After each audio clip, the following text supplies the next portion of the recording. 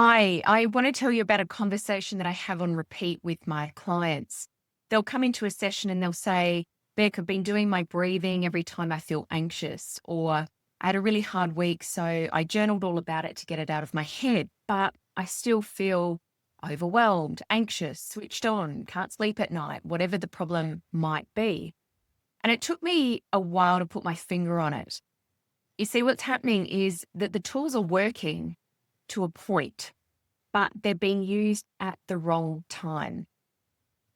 I know that you likely have dozens of tools to support you, and they're probably all similar things that I share with my clients. They're useful, powerful, they're all definitely worth having. But by the end of this video, you'll understand why your tools may not be doing what you think they're doing, and a simple shift in how you can use them that makes all the difference. So, what's really happening here? Well, most people use their tools reactively. So something hard happens, or you have a bad day at work, work was stressful, or maybe the kids are driving you nuts, or there's too much to do. So you're feeling overwhelmed, you're feeling anxious, you're feeling stressed. And then they reach for the box breathing, or the 5-7-8 breathing, or the journaling, or the meditation, and it helps. In the moment, it actually does take the edge off. You feel a little bit better. But here's the problem with just doing it then. By the time you're in the moment, by the time you're already overwhelmed, you're already anxious, you're already in the middle of that difficult conversation, your nervous system is already activated. Your brain is already in protection mode. So, trying to use a tool when you're already there, it's kind of a bit like learning to swim when you're already in the pool and you can't touch the ground, right? You know what you're supposed to do. You're supposed to kick your legs and move your arms, but you're panicking, right? Because you can't touch the ground and you just can't think clearly enough to execute the moves that will get you momentum. Or here's another way to think about it. We know that if we eat well, if we move our bodies, if we get enough sleep, we are more likely to stay healthy and feel good, have more energy. We don't wait, or at least I hope not, we don't wait until we're sick to start eating vegetables and taking our vitamins and moving our body. We do it consistently when we feel fine because we understand that it's preventative. And the same principle applies to your mental and emotional health. If you're only journaling when you've had a hard day, you're using it as a cure rather than a habit. And I'm going to get a little bit nerdy for a moment. I'm going to talk about the brain. I want to share what the neuroscience tells us about this. What's happening, or what happens in your brain is that it builds neural pathways through repetition. So the more you do something, the more automatic it becomes, the more your brain treats it as the default response.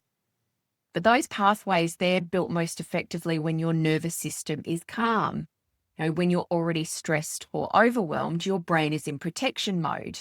It's not looking for new responses or a new way to do things. It's actually looking for and reaching for the most familiar thing. It knows what the outcome will be because it's done it before, and that's its job, is to keep you safe, to keep you alive. So it's going to reach for something it's done before, even if it's not the best thing, because it knows what the outcome will be.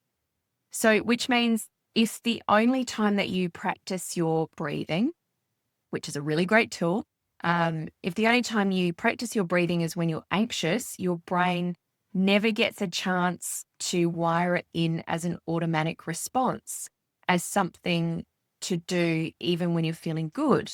So you're essentially asking it to learn something new in exactly the conditions when learning is hardest.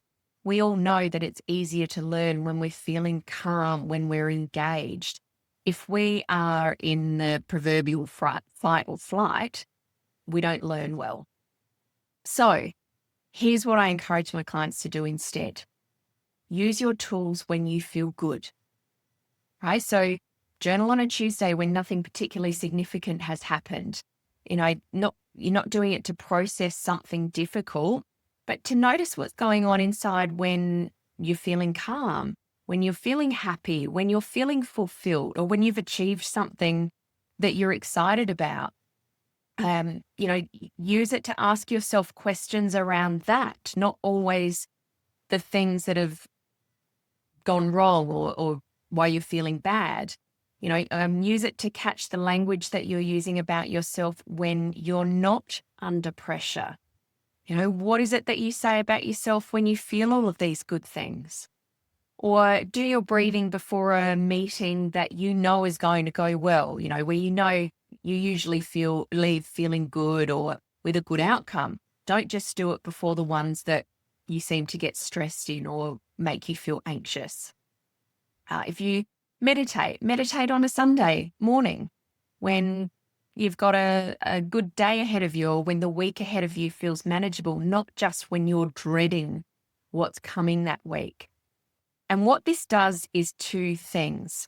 First, it anchors the tool into your nervous system so that it becomes automatic, right? So when you do need it under pressure, you don't have to think about which one to reach for. Your body already knows. And the second, and this is the part that most people don't expect, you are far less likely to get to that overwhelmed, anxious place in the first instance. So think about it like physical fitness. Someone who trains consistently, they're not just able to, lift heavier weights than the rest of us or walk up a flight of stairs without puffing. They also recover faster when something goes wrong. They might even develop less colds and flus. Their base level of resilience is higher. And your emotional and mental fitness works the same way. The goal is to build a foundation strong enough that when stress arrives, and it will for all of us, you move through it faster and with less damage.